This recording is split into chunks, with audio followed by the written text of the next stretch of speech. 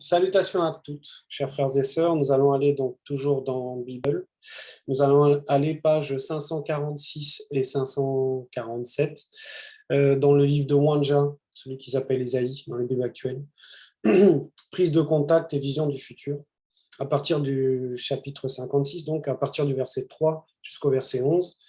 Dans ce livre de Wanja, donc prise de contact, parce qu'effectivement Wanja va devoir passer par cette prise de contact pour être donc consacré, et ensuite parler au peuple noir, parler aux non-initiés graciés, et annoncer aussi ce qu'il y a dans ces visions du futur.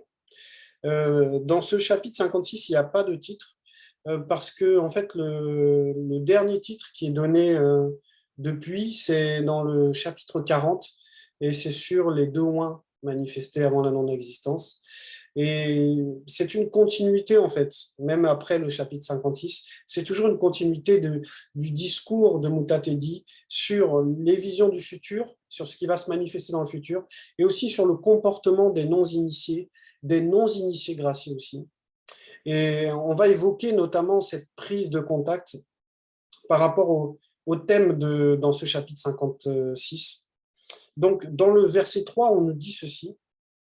Que nous sert de jeûner, virgule, si le verbe de Loba ne le considère pas, point d'interrogation.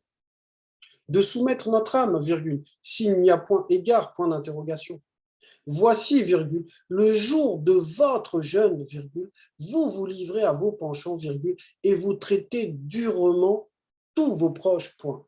Donc ici, Wanja est en train donc de sermonner, est en train de pointer les fautes, en fait, en gros, du peuple noir. Parce qu'ici, on va s'adresser aux non-initiés graciés et aussi aux non-initiés.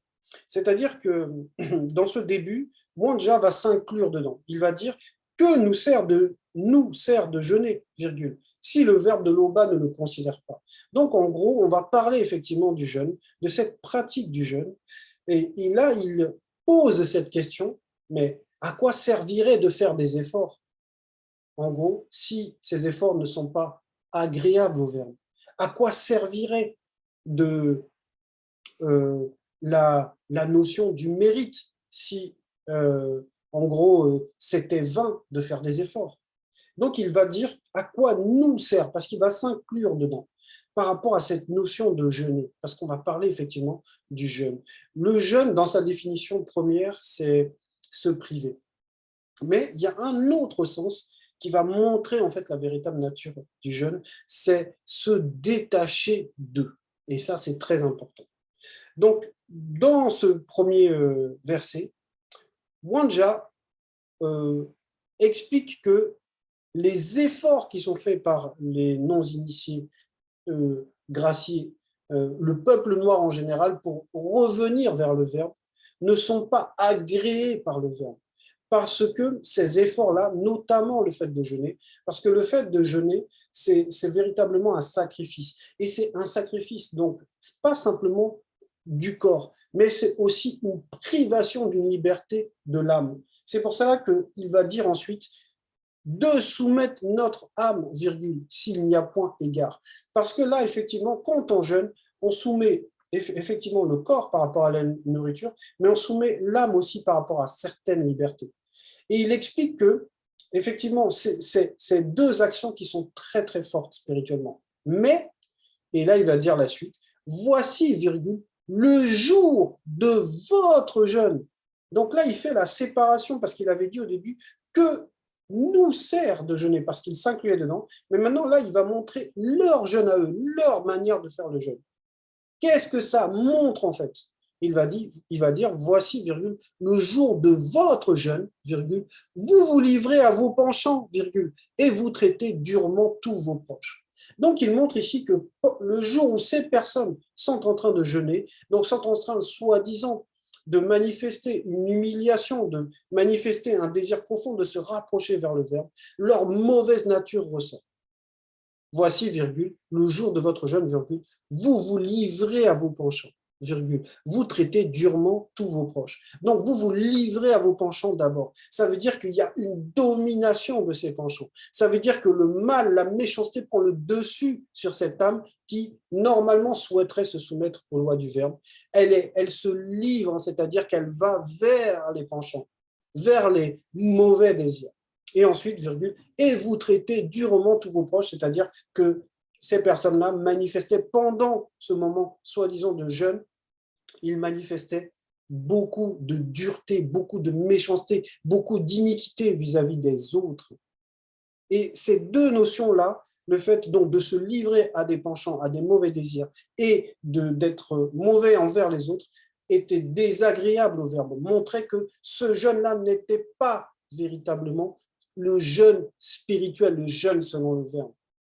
Et ça, c'est quelque chose qu'on retrouve dans les religions. Parce que dans les religions, la période souvent de jeûne est propice à énormément de querelles.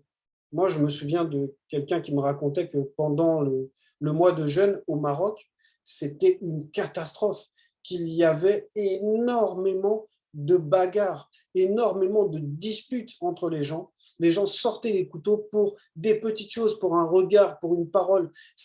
Il y avait une tension terrible. Et effectivement, parce que lorsque le jeûne n'est pas en fait agréé par le Verbe, lorsque le jeûne n'a pas de connexion, n'a pas de fondation spirituelle, quand le jeûne n'est pas logique, effectivement, il va révéler la nature de la personne à cause de la privation. Parce que la privation fait souffrir. Et lorsqu'on fait souffrir, lorsqu'on se sent obligé de subir cela, on va réagir aussi d'une manière mauvaise. Et ça, on le retrouve énormément dans les religions. Et ce n'est pas que là, j'ai pris l'exemple d'un pays qui est gouverné, on va dire, dans une forme de religion, mais c'est même dans les cités. Je me souviens, dans les cités, lorsqu'il y a le mois de jeûne, c'est une catastrophe. Les jeunes se disputent, des jeunes qui sont amis, qui sont proches, qui rigolent, qui passent beaucoup de temps ensemble et tout, vont se disputer pour des petites choses, vont se quereller, vont ressortir des vieilles rancunes pour des petites choses. Parce que effectivement, ce jeûne-là n'est pas le véritable jeûne. Ça, ce n'est pas ça de jeûner. Et là, en plus, il est précisé, voici, virgule, le jour de votre jeûne. Ça veut dire qu'il n'y a pas de durée fixée, en fait. Ce n'est pas 30 jours, 31 jours. Ce n'est pas lié à un calendrier, en fait, le jeûne. Ce n'est pas quelque chose, en fait, qu'on impose. Ce n'est pas imposé. C'est une décision qui est volontaire. Et c'est parce qu'il n'y a pas de choix, parce que c'est imposé, qu'il y a cette mauvaise nature qui se manifeste, parce que ça ne vient pas réellement du fond de la conscience de la personne. Et on va voir, parce que Wanja va développer sur ce sujet du jeûne, il va dire ceci dans le verset 4, voici, virgule, vous jeûnez pour vous disputer et vous quereller, virgule, pour frapper méchamment du poing, point virgule. Vous ne jeûnez pas comme le veut ce jour, virgule, pour que votre voix soit spirituellement entendue. Point. Oui, parce que ici, le peuple noir, les non-initiés graciés, jeûnaient parce qu'ils voulaient, en fait, ils avaient besoin d'aide, ils voulaient de cette reconnexion au Verbe, mais en réalité, derrière ce désir-là, derrière cette soumission, le jeûne, en fait, n'était pas fondé sur le spirituel. Il était fondé juste sur la pratique charnelle.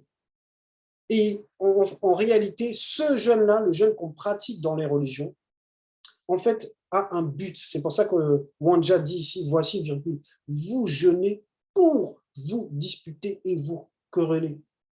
Et là, c'est très puissant, parce que derrière ça, en fait, il dévoile qu'il y a les démons de la dispute, les démons querelleurs qui sont aux aguets, qui attendent cela, qui attendent que la frustration de ne pas manger est telle que lorsqu'on va manifester un regard ou une circonstance, boum, va y avoir l'énervement, va y avoir la querelle, va y avoir la dispute, va y avoir le c'est moi qui a raison, c'est moi qui veux dominer. Et lorsqu'il précise pour frapper méchamment du poing, ça veut dire en gros pour manifester la colère, pour manifester une autorité, une domination du c'est moi qui a raison, c'est moi qui décide, c'est moi le plus fort. Et il pointait cela du doigt, parce que c'est ce qu'il y avait réellement dans le cœur de ces personnes. Parce qu'il y a par rapport à ce que manifeste le jeûne, c'est qu'il va dévoiler le cœur de la personne. Les personnes, en fait, lorsqu'il y a cette privation, on va dire, se mettent à nu et on voit en fait leur méchanceté, on voit leur iniquité, on voit les intentions qu'ils ont. Voici, virgule, vous jeûnez pour vous disputer et vous quereller. Donc, c'est pas, le Verbe ne pouvait pas prendre plaisir à, on va dire, cet effort qu'ils manifestaient. Cette intention qu'ils avaient n'était pas bonne. Verset 5. Est-ce là le jeûne auquel le Verbe de Loba prend plaisir, virgule, un jour où l'homme humilie son âme selon le Verbe? Point d'interrogation. Donc, il leur pose cette question. Mais est-ce que c'est ça le jeûne tel que le Verbe de Loba, on va dire, agrée? Et il dit ensuite, courber la tête comme un jonc, virgule, se coucher sur le sac et la cendre, virgule, est-ce là ce que tu appelleras un jeûne, virgule, un jour agréable approuvé par Moutatedi? Point d'interrogation. Donc il pose cette question parce qu'il va révéler encore cette nature frauduleuse, falsifiée du jeûne selon les religions. C'est-à-dire, quand il va dire, donc, est-ce là le jeûne auquel le Verbe de Loba prend plaisir, virgule, un jeûne où l'homme humilie son âme selon le Verbe? Donc, il pose cette question parce que est-ce que réellement, à cet instant, l'homme est en train d'humilier son âme? Est-ce que c'est ce qu'on lui demande d'humilier son âme? Et il va décrire la manière dont l'homme pense qu'il doit humilier son âme. Courber la tête comme un jonc, virgule, et se coucher sur le sac et la cendre, virgule, on s'arrête là. Parce que ça, c'est très important, ces deux notions. Courber la tête comme un jonc, en gros, courber la tête ici, c'est pas simplement faire preuve d'humilité, c'est de montrer qu'on est en train de jeûner, de montrer qu'on est en train de souffrir, que c'est difficile, qu'on est un peu, quand on courbe la tête, c'est un peu comme on est abattu, on est attristé. Est-ce que le jeûne, c'est quelque chose qui se voit sur la personne? Est-ce que quand la personne jeûne, ça doit se voir dans sa tristesse, dans son irritation? Est-ce que ça doit se voir? Se coucher sur le sac et la cendre, ça veut dire est-ce que on doit manifester un comportement où on se prive de tout type de confort, on est juste, on se rabaisse au vu et au su de tout le monde. Est-ce que c'est cela, puisque se coucher sur le sac et la cendre, ça veut dire renoncer en gros à tout ce qui est confortable, à tout ce qui est un signe de richesse, de bien-être, d'aisance, etc. Mais tout ça, c'est devant les yeux. Donc, il est en train de montrer que est-ce que le jeûne est quelque chose de visible? Est-ce que réellement c'est quelque chose de visible? C'est quelque chose d'ostentatoire, comme le font les religions, parce que quand ils jeûnent, on le sait, la période, que ce soit la période de carême, que ce soit le jeûne de telle autre religion, c'est la même chose en fait. Tout le monde est informé de ça. Ça se voit sur les visages des gens, ça se voit sur leur haleine, ça se voit sur tout en fait, qui sont dans la privation. Et ça ne vient pas du Verbe de Loba, ce type de jeûne.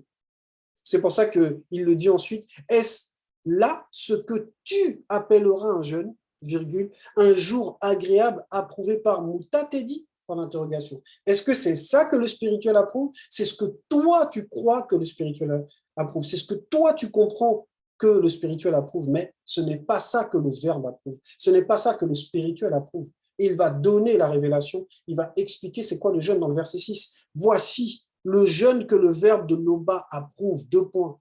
Détache spirituellement les chaînes de la méchanceté, virgule. Dénoue spirituellement les liens de la servitude, virgule. Et que l'on rompt toute espèce de joug, point. Voilà le véritable sens du jeûne. Le jeûne, c'est un combat pour séparer, puisque c'est le deuxième sens caché, on va dire, du mot jeûner, en fait. C'est s'écarter d'eux. Donc là, il le montre, détache spirituellement les chaînes de la méchanceté. Donc c'est un combat spirituel, parce qu'il faut aller détacher ce qui te retient dans la méchanceté. Et c'est un combat qui est personnel, qui est intime, qui est à l'intérieur, qui demande une introspection, une entrée en soi. En gros, c'est un régime qui est mental, puisque là, les chaînes de la méchanceté, c'est, on va dire, c'est dans le mental, c'est dans la pensée, c'est dans les réflexions, c'est dans le cœur que ça se passe, c'est à l'intérieur, ce n'est pas visible à l'extérieur comme ça. Donc, ça commence par un travail d'introspection. C'est ça le véritable sens du jeûne. C'est un combat spirituel pour se détacher de tout ce qui déplaît au Verbe et qui peut nuire à autrui. Dénoue spirituellement les liens de la servitude. Oui, dénoue, ça veut dire va mener le combat pour détacher ceux qui sont dans la servitude et que l'on rompt toute espèce de joug, toute espèce de domination, puisque le joug, c'est la domination, c'est ce qui impose aux autres. Donc là, c'est très puissant, cette définition, parce qu'il montre que le jeûne n'est pas réellement physique, ce n'est pas juste la privation de nourriture, c'est rentrer dans un état où on fait abstraction de, on va dire, de ce qui est charnel, mais pour se concentrer sur mener le combat, sur ce qui est émotionnel, sur ce qui est spirituel, puisque c'est vraiment là où se situe le mal. Le mal, on va dire, lorsque quelqu'un frappe ou quelqu'un insulte, le mal vient de l'intérieur, c'est juste la projection de cet intérieur vers l'extérieur, c'est l'acte en fait. Mais l'intention est déjà mauvaise. Et c'est là-dessus que se trouve le véritable jeûne. Le travail du jeûne, il est là-dessus. Il est de se séparer, de s'écarter, de s'éloigner de cette nature mauvaise. Verset 7. Partage ton pain avec celui qui a faim, selon le verbe virgule. Si tu vois un homme nu, virgule, couvre-le selon le verbe virgule, et ne te détourne pas de ton semblable.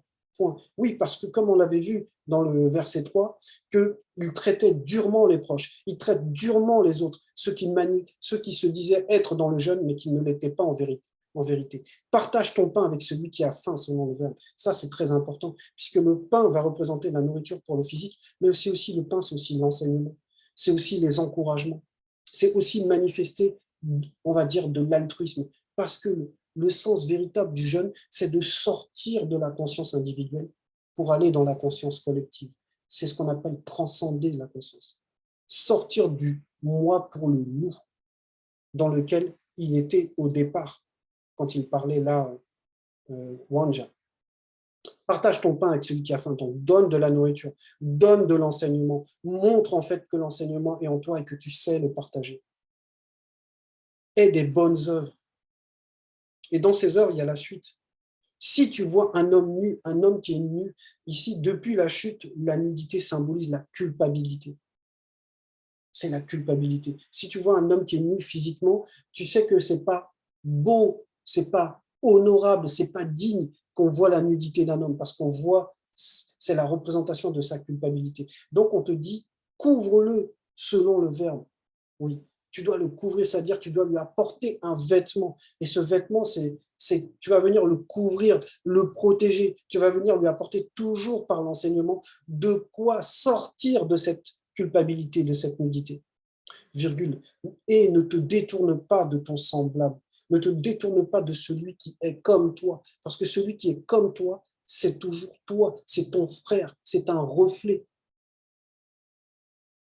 Ce que tu voudrais qu'on te fasse à toi, fais-le aux autres. C'est ça ce que veut dire, ne te détourne pas de ton semblable, de celui qui est comme toi, de celui qui vit ta condition dans cette réalité.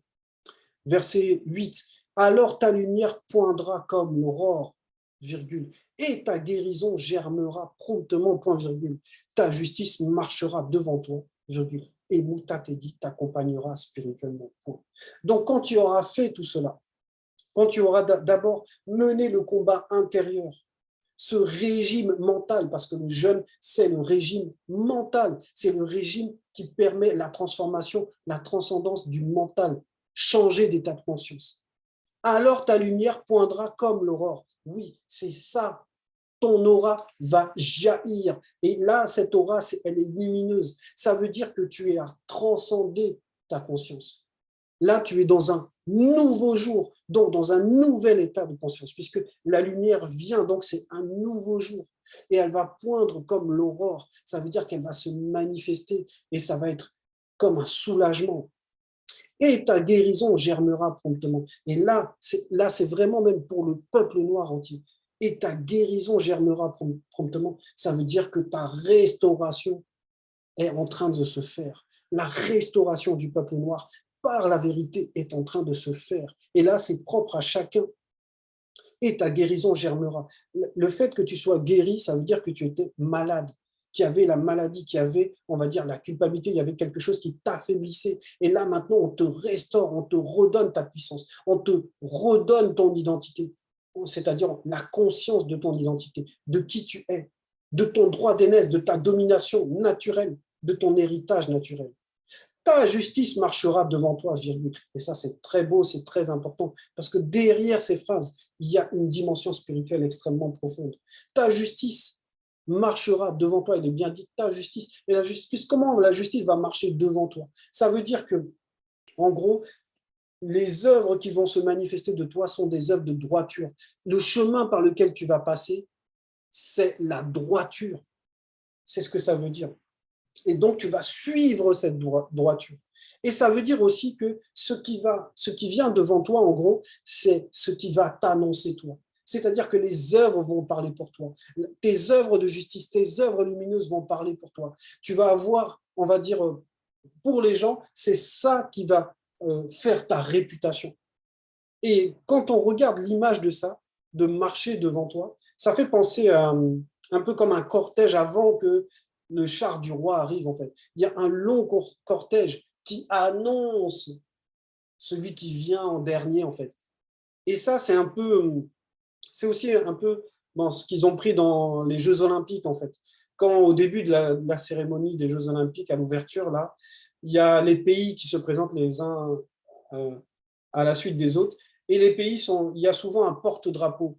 Il y a souvent celui qui annonce, en fait. Et le premier, là, qui marche devant, qui marche tout devant, il a le drapeau. Ici, le drapeau, ici, ça va symboliser la justice. Ça va symboliser les œuvres selon le Verbe. Ça va symboliser le lien au Verbe.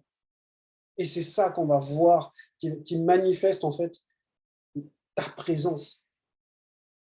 Donc, c'est très important, cette phrase-là. Là. Ta justice marchera devant toi. Oui, parce que tu vas suivre la droiture. Virgule. Et Mouta Tedi t'accompagnera spirituellement. Ça veut dire que le spirituel t'a agréé. C'est-à-dire que le spirituel, maintenant, t'accompagne, te soutient, te guide, parce que Mouta Tedi, elle guide.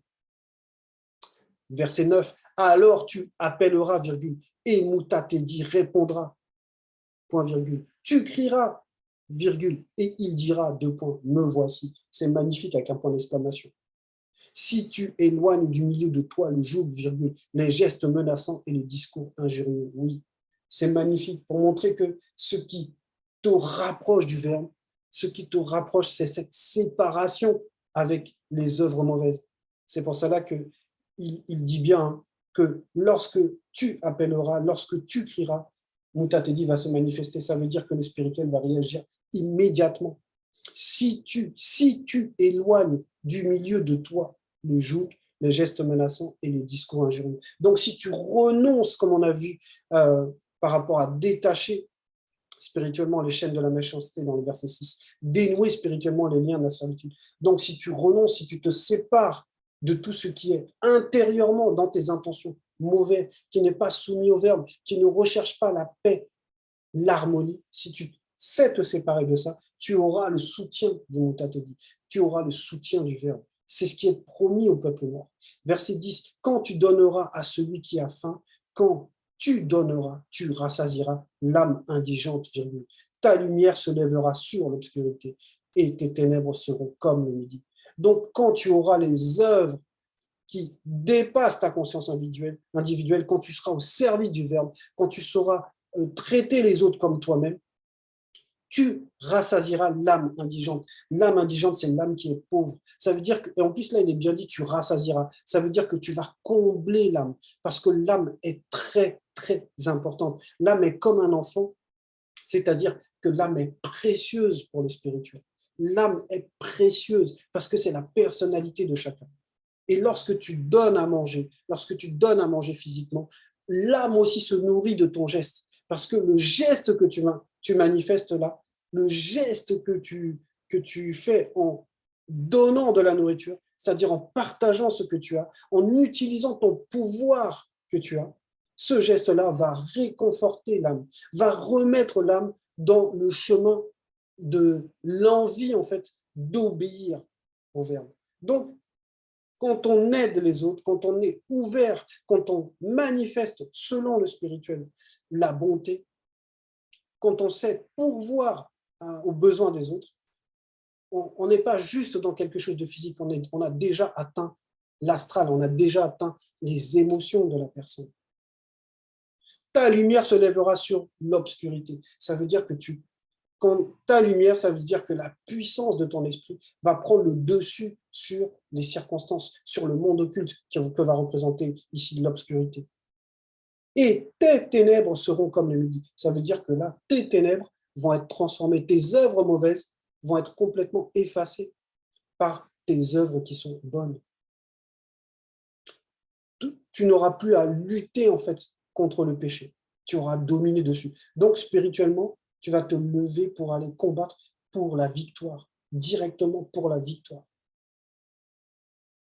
Verset 11. Mutatedi sera toujours ton guide, virgule. Elle rassasiera spirituellement ton âme dans les lieux arides, virgule. Et il redonnera spirituellement de la vigueur à tes membres, point virgule. Tu seras comme un jardin arrosé, virgule, comme une source dont les eaux ne tarissent pas, point. Donc là, tu changes de statut, tu as transcendé ta conscience, tu as toute l'approbation du Verbe. C'est pour ça qu'il est dit ici, Mutatedi sera toujours ton guide, parce que c'est ce qui est promis au peuple noir. C'est la fidélité